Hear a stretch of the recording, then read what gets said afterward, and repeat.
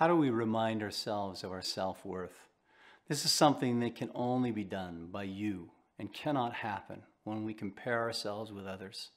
When we compare ourselves with others, we seek value in the affirmation of others. I want to show you how I stepped out of the trap of comparison and discovered my own sense of self-worth using proven therapeutic methods that can serve everyone. My name is James Burnham. I work as a fear coach, and I help people face what is troubling them, blocking them out of fear, and break through those barriers so they can reach higher performance. This is one of those big areas for me that I struggled with my whole life. So I want to give you the points that really had an impact on changing my sense of value. Are you not entertained? Are you not entertained?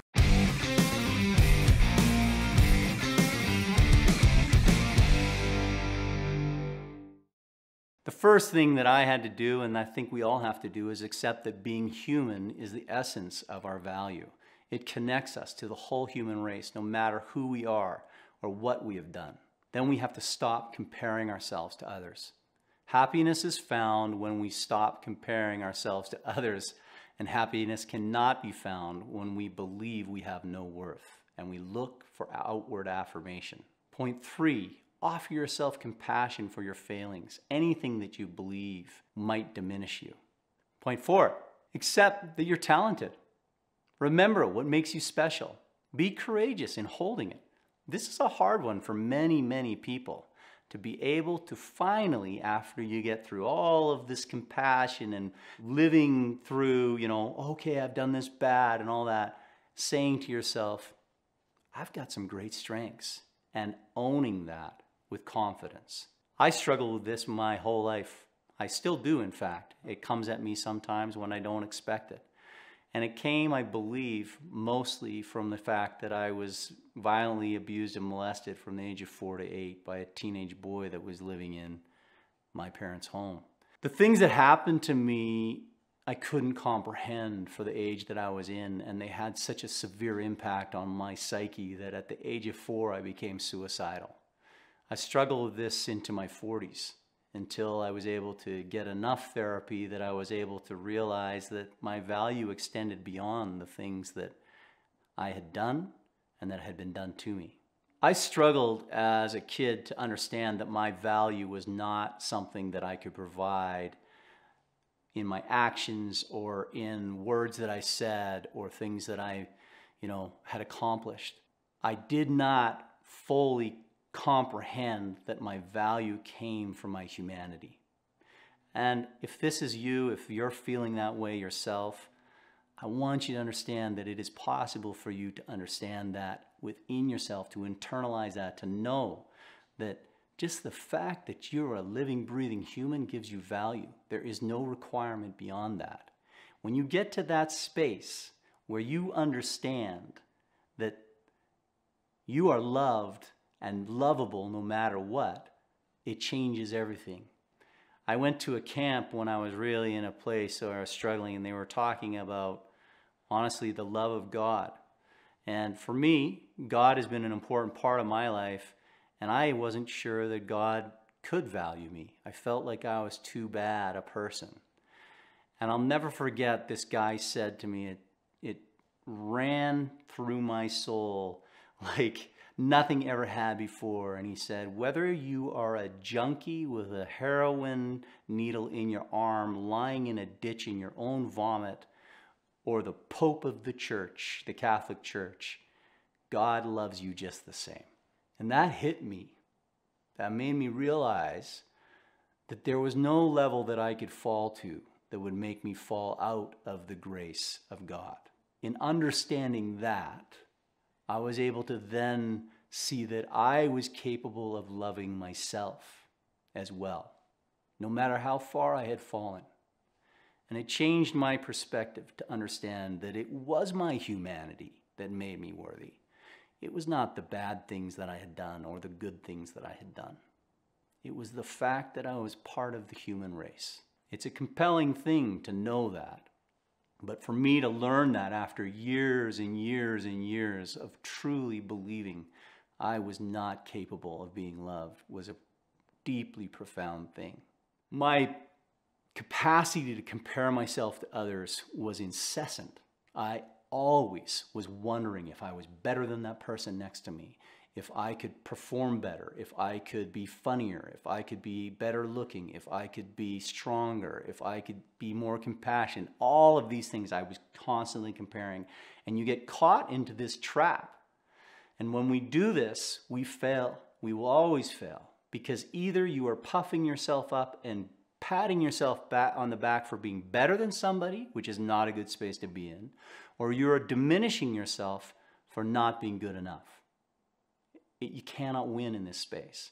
So when I stopped comparing myself to others and began to accept where I was on the journey of my life and being grateful for it and knowing I was worthy in that space that I was in, it gave me the energy and the focus that I needed to really delve into what I was struggling with. And then I could offer myself compassion for that struggle. I could offer myself forgiveness for the mistakes I had made. And that is actually the key that opened the door to the memories of my mind that unleashed, honestly, the most difficult thing I've ever had to remember in my life, which was my child abuse. I had locked it away. It was not something that I ever forgot, but it was something I couldn't look at.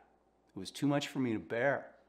But as I forgave myself for the things that I had done, which were significant, I was able to then own the reality of what was done to me and forgive myself for that too, because I needed to.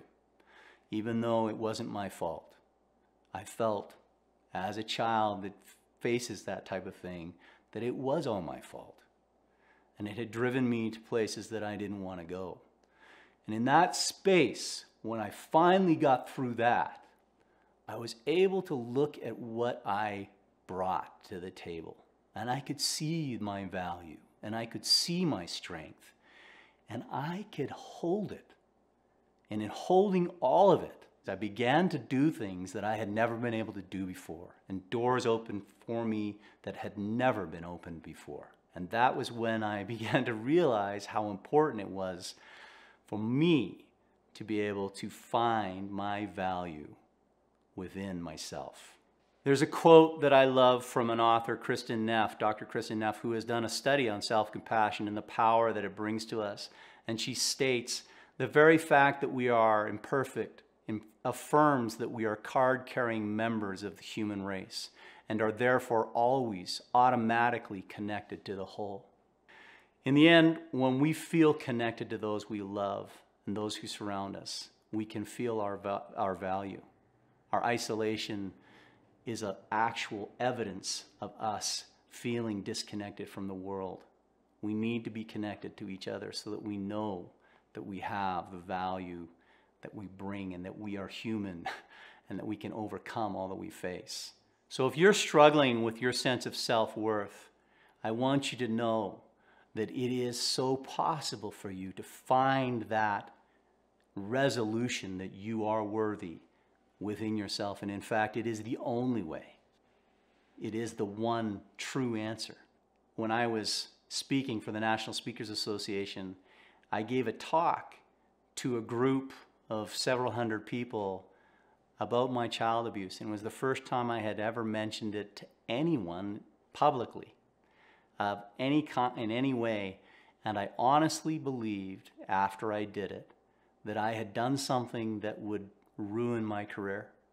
It was so terrifying for me. And yet what happened was, in owning what I had been through and acknowledging my weakness and my failings, doors opened to me. The power was seen, and my self-worth was reaffirmed in the fact that I had weaknesses and I had failed and I had struggled. And I know that's the case for you too.